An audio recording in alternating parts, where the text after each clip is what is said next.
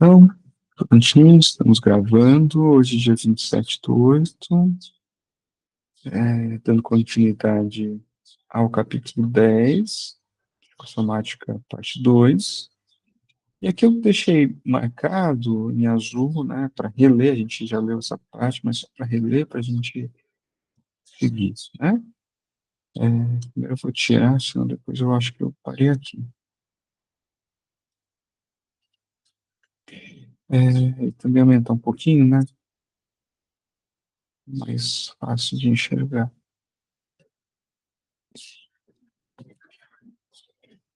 A tela menor desse lado, maior desse. Aí. Então, essa noção de pulsão, além de ser notavelmente nova para o campo psicanalítico em geral, embora se articule muito bem com os elementos mais inovadores estabelecidos por Freud, requer da topologia, pelo menos para o reconhecimento da função e da estrutura da linha fechada de Jordan. O que acabamos de afirmar não é válido apenas para as zonas erógenas, né? Também é para o trajeto funcional. Em sua ida e volta, cumpre um trajeto circular em torno do objeto. Então, aqui, como a gente estava falando, assim, a gente tem uma... repare no trabalho, para onde que o Alfredo vai levando a teoria, né? Ele vai, por exemplo, fazendo essa relação com topologia, linha fechada de Jordan, né? Coisas que não são muito comuns, né? Assim, a gente não encontra a maioria dos analistas fazendo isso. Né? Então, aqui tem a nota 3. Lacan, em posição do inconsciente, articula a pulsão ao teorema de Stokes. Eu acho que eu li isso aqui no último encontro. Na edição em castelhano dos escritos, a citação de Lacan está equivocada, pois foi mantida a de uma edição francesa anterior. Lacan posteriormente modificou o teorema de Stokes. E seu uso específico na hidrodinâmica responde ao problema do cálculo do fluxo rotacional em uma linha fechada simples ou com a estrutura de uma faixa ou banda. Aqui, em geral, a gente usa mais banda, né, no Brasil. Banda de Morse, que serve de suporte ao fluxo e cujo resultado Lacan relaciona a constância do impulso da pulsão estabelecido por Freud. Novamente, a zona erógena é equiparada por Lacan à função de uma linha fechada. No último encontro, a gente estava até comentando, né, das tradições relacionadas à pulsão e tal. O recurso da topologia não se limita à concepção da estrutura das zonas erógenas e do percurso funcional, mas também dá conta da relação de lugares entre o sujeito e o outro. Então, repare que isso aqui é um ponto que o Alfredo desenvolve muito, né, no decorrer do ensino dele, né, das aulas, a emissão de autoridade. Tá? Se o inconsciente é posto como ponto de partida, estabelece-se uma divisão em dois campos, o do sujeito e do outro, já apresentado em diversas ocasiões em capítulos anteriores. Estes se articulam espacialmente falando, de forma que a topologia é necessária para dar conta da estrutura de suas relações.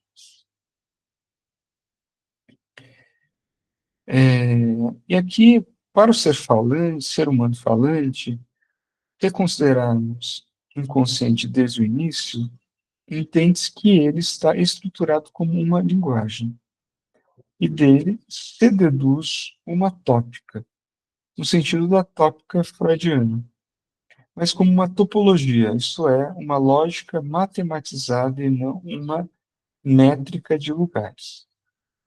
Os campos do sujeito e do outro, A, são os dois verdadeiros campos estruturais sobre os quais o sujeito monta as fantasias dos campos do homem e da mulher, ou do macho e da fêmea, em suma, do outro sexo.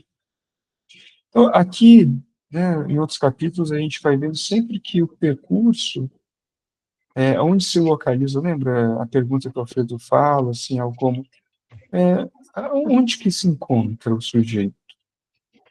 né?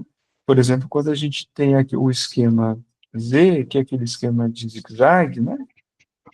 Onde está, né? Que, não sei se vocês lembram. O esquema Z, ele...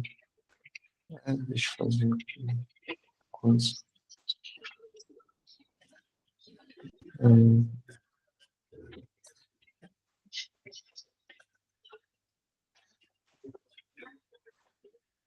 Esqueci onde é que está o quadrinho. Acho que é porque está compartilhando. Então, o esquema Z, que é aquele esquema de zigue-zague, que ele parte do S, segue de A, né, a linha e a maiúsculo. Esse que é o trajeto que vai falar, né, do sujeito ao outro. Sendo que antes do esquema, desse esquema Z, no esquema L, que é o da linguagem, o Lacan ele traçava esse mesmo esquema fazendo duas diagonais, né, que se referia ao eixo imaginário e ao eixo simbólico, né?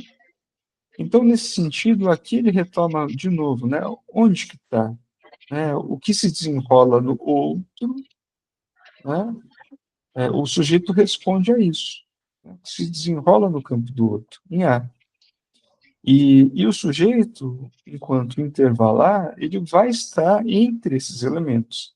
Entre SA, entre A e a linha, entre A e a linha e A e A maiúscula, ele está nos intervalos. E aqui, então, a gente volta de novo com esse ponto que o Alfredo diz, né? Os campos do sujeito e do outro são os dois verdadeiros campos estruturais sobre os quais o sujeito monta as fantasias dos campos do homem e da mulher, ou do macho e da fêmea, em suma, do outro sexo. O A será definido como o lugar onde se situa a cadeia significante. Essa última concebida como uma presença impessoal do discurso. E comanda tudo o que vai poder ser presentificado do sujeito. Ou seja, quero dizer que é determinado sobre o campo do sujeito. Estou falando assim, né? Como que há uma determinação de A naquilo que acontece em S. E aquilo que, de alguma forma, o Alfredo já falou, né, retomando Lacan, é que o sujeito ele entra como morto, né? Por exemplo, no esquema S. Né? Quando no esquema S, não, no esquema R. Quando no esquema R, a gente está falando que, né, que é o esquema da realidade na neurose, o sujeito está lá como faracuído. E na relação ou analogia que ele traz com o jogo de Griffith, o sujeito ele entra como morto, né, porque são quatro, né? São quatro cantos, o morto e três lugares. Então, esses três lugares correspondem também ao triângulo simbólico, né, que é o ético, né, ético simbólico, mas ele joga com vivo, ele joga a partir das cartas né, do campo simbólico. Né? Então, de novo, olha, né? Então, a A será definida como lugar onde se situa a cadeia significante. Essa última concebida como uma presença impessoal do discurso. E comanda tudo que vai poder ser presentificado do sujeito, ou seja, quero dizer que é determinado sobre o campo do sujeito. O campo do sujeito emerge no terreno do vivente, e é de lá que o sujeito obtém seu substrato material. É no ser vivente que vai produzir a aparição do efeito sujeito. A opção se definirá a partir da confluência do vivente com o campo de ar. Por isso Lacan afirma. Eu coloquei aqui, ó, tem que corrigir com a referência, que está lá no original, está errado. E eu disse que, pelo lado desse ser vivente, convocado à subjetividade, manifesta-se essencialmente a pulsão. aqui das AA, e eu disse, é do lado desse vivo, chamado a subjetividade, que se manifesta essencialmente a pulsão. Seminário 11. E é no seminário 11 que ele vai desenvolver, por exemplo, né, pensar a constituição do sujeito a partir da dialética de alienação e separação, né, que é um ponto importante desse seminário. É no corpo ou no ser dado natural, como é denominado em outros contextos, mas somente a partir da convocatória proveniente do campo de A, para o qual a subjetividade surge, que a pulsão aparece. Se trata de uma nova limitação. Na ausência de qualquer um dos termos precedentes, não há possibilidade de aplicar a noção de pulsão. Ou seja, há um animal que busca satisfação, a noção de pulsão não pode ser aplicada. Pois, embora o ser vivente e atividade autoerótica vinculada a uma área do corpo produtora de prazer, se a subjetividade não for convocada pelo campo de A, então aqui ó, a gente tem, essa é uma condição fundamental na teoria para falar se é pulsão ou se é instinto. Tal atividade não pode ser considerada uma pulsão. Será instinto, outra coisa, mas não pulsão. Então, ela precisa ser convocada pelo campo de A. Tá?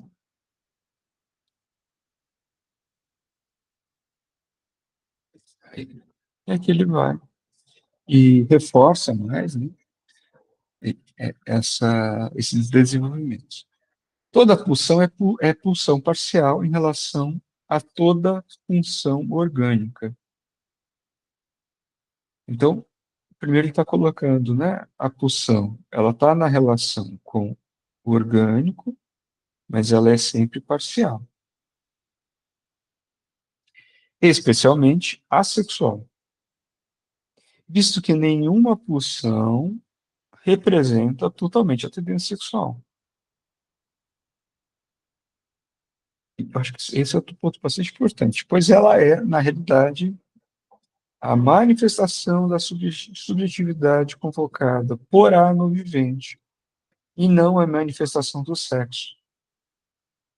Então, novamente, né, aquela ideia de que, sabe, sexo, sexualidade, a libido, corresponde a algo, né, como se a libido fosse uma energia orgânica e respondesse diretamente a ela, né, como totalidade, mas sim, e uma certa conversão, tá bom, não é, né, como estamos marcados pela fala, há um deslocamento, uma mudança, né, o instinto vira pulsão, né, e está dizendo assim, não, não, nem toda função orgânica, especialmente sexual, é pulsão, tá? É parcialmente pulsão, pois ela é, na realidade, a manifestação convocada por A. Só precisa dessa convocação por A, tá? E não manifestação do sexo. Então, portanto, a divisão sexual, uma vez que a pulsão não responde por ela, requer o cenário diético para desenvolver-se. Então, ele está fazendo, olha, né? Uma coisa deixa eu ver aqui se eu uso essa palavra.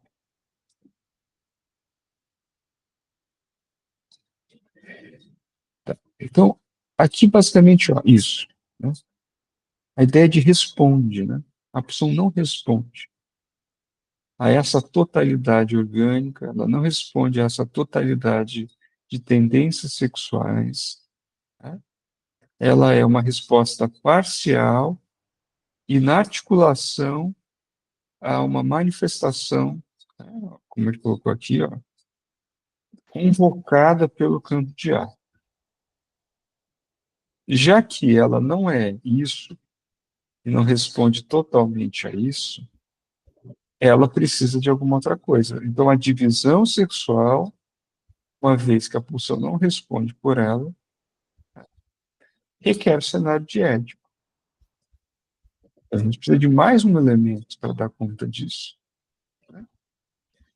Então, todo sujeito da norma, e aqui eu grifei, o que é esse sujeito da norma? Né? O sujeito da norma é aquele que está aonde está legalizada a falta. Né? Estou falando do quê? Campos de intervalo. Tá? Ou seja, existe a extração de objeto, nome do pai, opera. Para elaborar a dialética da relação entre os sexos, então, está operando também a dialética significante aqui.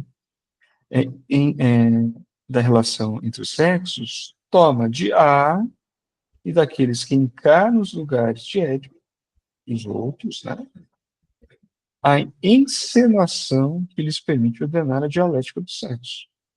Por essa razão, a outridade do sexo é desnaturalizada. Aqui temos uma nota. As metáforas de Lacan para esse problema são os romances de Daphnis e Chloe, de Longo, e o Despertar da Primavera, de Wedekind. Cadê aqui? Então, repare a complexidade, né? Ele está dizendo, olha, né, de novo, retomando esse parágrafo, toda pulsão é parcial.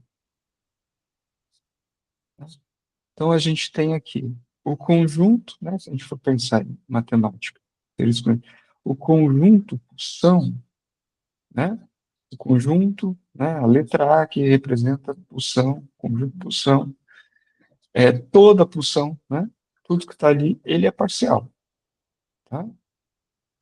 Mas parcial em relação a quê? Ao outro conjunto, que é a função orgânica. Tá? Ou seja, a gente não pode colocar enquanto equivalência, né? Conjunto A em função, né, de B, como correspondente. Não. A gente está falando que toda pulsão é uma pulsão parcial em relação à função orgânica. Então, não corresponde totalmente. Especialmente ao sexo. Então, repare que aqui ele está colocando o sexo nesse contexto de função orgânica. Né?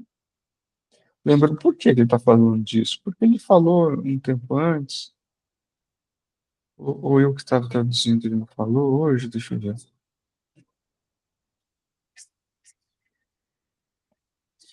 Não, ele falou hoje, não. Ele vai falar mais para frente. Estou adiantando, estou me confundindo. Está colocado nisso. Então, toda pulsão é parcial e não responde a toda função orgânica. Ela precisa de uma condição, né? Ela precisa ser convocada, manifestação da subjetividade convocada pelo campo do outro, de A, e não a manifestação do sexo. Então, portanto, a divisão sexual, a gente está em outro elemento da divisão sexual, ela não vai conseguir, a pulsão não consegue responder a isso. E ela requer outra condição, né? Ela requer a estrutura do cenário edípico. Né? Então, para a divisão sexual, Édipo entra enquanto função. E, nesse sentido, enquanto efeito, resultado, a alteridade do sexo ela é desnaturalizada. A dialética, né, a alteridade, né, entre eu e o outro, né, sujeito e outro, sujeito-objeto, isso é desnaturalizado, porque não está correspondendo a essa condição, né, orgânica. Né? Então, vamos ler aqui. Que a pulsão parcial, seja o que aí o orienta, que apenas a pulsão parcial representa no psiquismo as consequências da sexualidade, apenas a pulsão parcial, tá? As consequências da sexualidade, indica que a sexualidade está representada no psiquismo por uma relação do sujeito que se deduz de algo que não é a própria sexualidade. A gente tem essa outra idade. A sexualidade se instaura no campo do sujeito pela via da fala. Aqui a gente tem das A, que seja a pulsão parcial, então oriente, só a pulsão parcial seja o representante. No psiquismo, das consequências da sexualidade. Aí está o signo de que a sexualidade se representa no psiquismo por uma relação do sujeito que se deduz de outra coisa que não a da sexualidade mesma. A sexualidade se instaura no campo do sujeito por uma via que é a da fala. Então, seguindo a citação, né, e fechando ela agora, se a sexualidade é veiculada no psiquismo pela pulsão veiculada, né, ela não é a pulsão e sexualidade é veiculada. A forma como ela lhe se apresentará se sustenta em outra coisa que não a própria sexualidade. Há uma transformação da sexualidade, visto que ela é sustentada no psiquismo pela pulsão. Se a sexualidade é representada pela pulsão, não é a pulsão, é representada, é veiculada no psiquismo, né? Conota-se uma falta em sua representação no psiquismo. Vocês conseguiram pegar isso? Porque é bem importante. Né? O que está dizendo aqui? A sexualidade ela não tem uma representação em si mesma. Ela precisa da pulsão para se conotar. A pulsão faz com que a sexualidade seja conotada no psiquismo. Tá? Porque não está representada pela sexualidade em si, mas pela pulsão. Mas de que índole é essa falta? Diga, Laura. Acho que aqui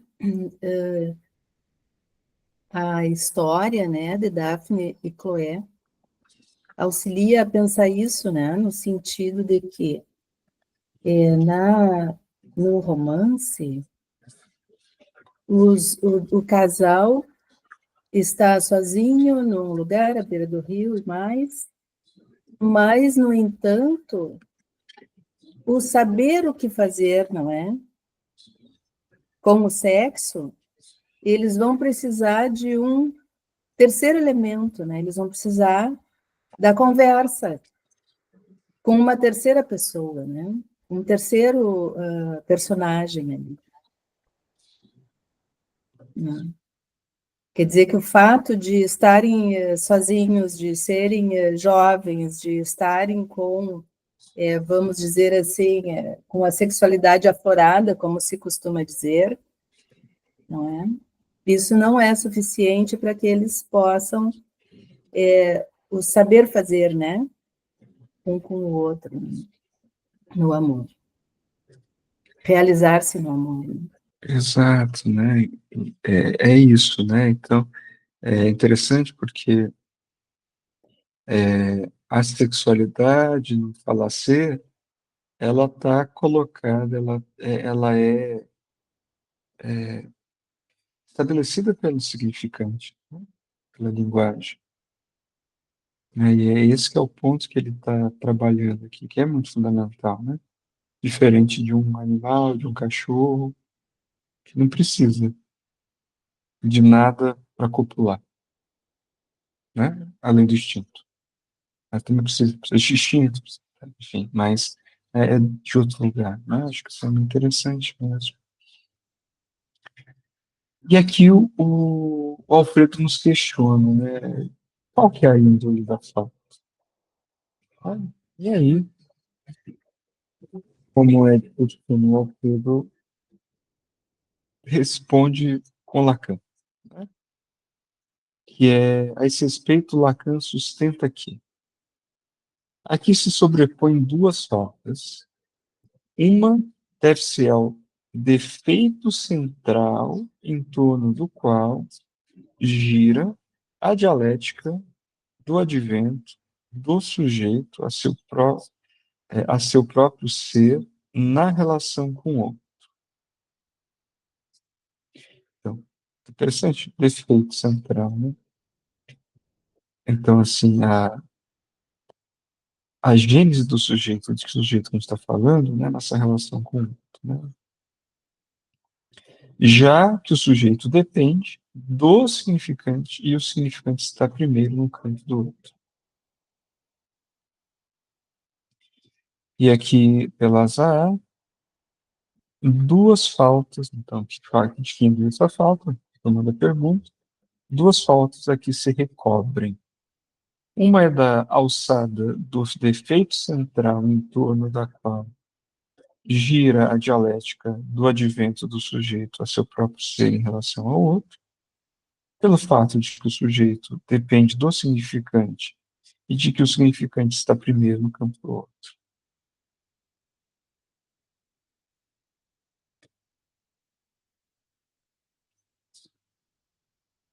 Há uma falta central que é introduzida pela alienação.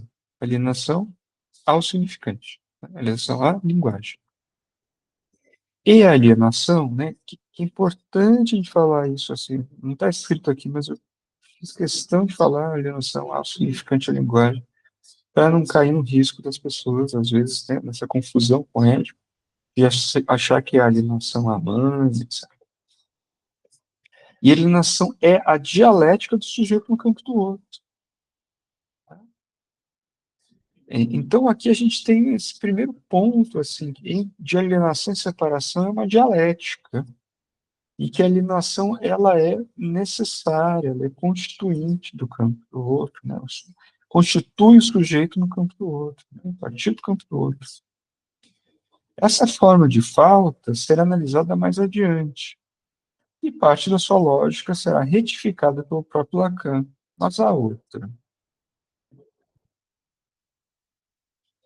Essa falta, né, retoma a outra falta, a falta real, anterior, que deve ser situada no advento do ser vivente, ou seja, na reprodução sexual.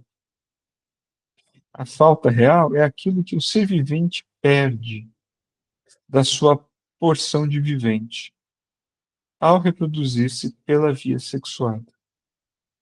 Essa falta é real porque remete a algo real que o ser vivente, por estar sujeito ao sexo, fica submetido à morte individual. E aqui da Zaha, essa falta vem retomar a outra, que é a falta real, anterior, a situar no advento do vivo, quer dizer, na reprodução sexual. A falta real é o que o vivo perde de sua parte de vivo ao se reproduzir pela via sexual. Essa falta é real porque ela se reporta a algo de real que é o que o vivo, por ser sujeito ao sexo, caiu sob o golpe da morte individual. Então, se o ser humano, como subjetividade, deve surgir a partir do ser vivente, não devemos perder de vista o fato de que o ser vivente, que lhe corresponde, é sexuado. Então, essa é uma condição. Está falando assim, se ele surge a partir do ser vivo, do ser vivente, qual ser vivente? Sexuado. Diferentemente dos unicelulares, que são imortais desde a perspectiva de sua reprodução assexuada, uma vez que um macho e uma fêmea devem acasalar para reproduzir um novo ser, na produção desse ser, macho e fêmea, como reprodutores, são mortais devido ao tipo de reprodução. Portanto, os seres sexuados são mortais, e a preservação da vida por meio da reprodução sexuada implica a morte. A reprodução sexuada, uma das dimensões da morte introduzida. O que se produz ali como falta é a falta de vida. Então, há uma superposição de duas faltas. A falta que no sujeito está determinada pela alienação, e aqui ele apresenta significante, primeiro, a falta referente à alienação significante, a letalidade do significante, que mata a coisa, e a falta real como consequência da reprodução sexual, a morte biológica. Então, aqui são as duas faltas que ele está apresentando. Né? Acho que a gente pode parar por aqui, né? A gente tem pouco tempo. Vocês querem comentar alguma coisa?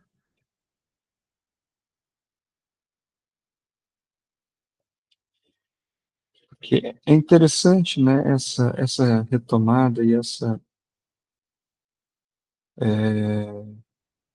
quando se introduz, né, está introduzindo outros elementos. Por exemplo, agora a pulsão e daqui a pouquinho entra o gozo em cena. Mas repare que existem elementos que são muito fundamentais nisso, né, assim, que são as bases da teoria. Né, o campo do outro, a linguagem, como é que o sujeito se constitui. Não é dizer que não há um ser vivente, mas o efeito, né, quais são as condições desse ser vivente, como é que esse ser vivente se articula a linguagem. Então, né, nessa covariância é fundamental pensar, né, como é que, basicamente, é o que o Alfredo desenvolve quase no livro todo, né? O que se desenrola no sujeito e todos os seus desdobramentos da pulsão, gozo, etc., é um efeito do campo do outro. Né? É um efeito do campo da linguagem. E aí, nesse sentido, até quando a gente vai tentar seguir, mais ou menos assim, o que o Lacan desenvolve, desde o começo, né, do estágio do espelho, com o modelo óptico, na constituição do eu ali, né, falando como é que se constitui o eu, naquela advertência em relação aos psicanalistas daquela época, que estavam confundindo sujeitos com eu, né, ele introduz o campo do outro, né, que é o espelho esférico, né? E aí, de novo, é o campo da linguagem. Depois disso, ele vai desenvolvendo, né, toda aquela estrutura matematizada para falar do campo da linguagem, até chegar ao advento, né, do objeto A, enquanto o resto. E a partir daí, o campo, assim, de alguma forma, o real já estava colocado em vários momentos, mas o campo do real, enquanto desenvolvimento teórico, ele é aberto. E aí o Lacan ele vai precisar de cada vez mais recursos matemáticos para articular o real, a falta, o desejo, mas também, novamente, sempre na articulação com o campo do outro. Né? Então, é muito interessante esse desenvolvimento. Né? Então, assim, a gente tem um ponto que é central, que é quando a gente se perde um pouco na teoria lacaniana, uma boa forma de a gente de encontrar um norte é lembrar do campo do outro. Né? Está respondendo ao outro, né? A esse campo. Isso ajuda muito. Quando a gente está pensando, mas será que existe corpo na psicanálise? Será que existe, será que existe elementos e efeitos neuroquímicos, biológicos?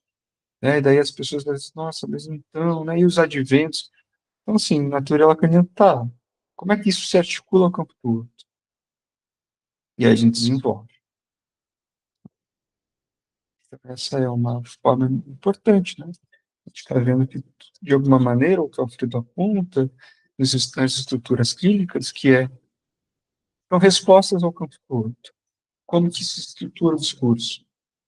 Desde holóforas, intervalo, neurose, psicose, perversão, debilidade mental, resposta psicossomática, tudo está em relação ao campo todo.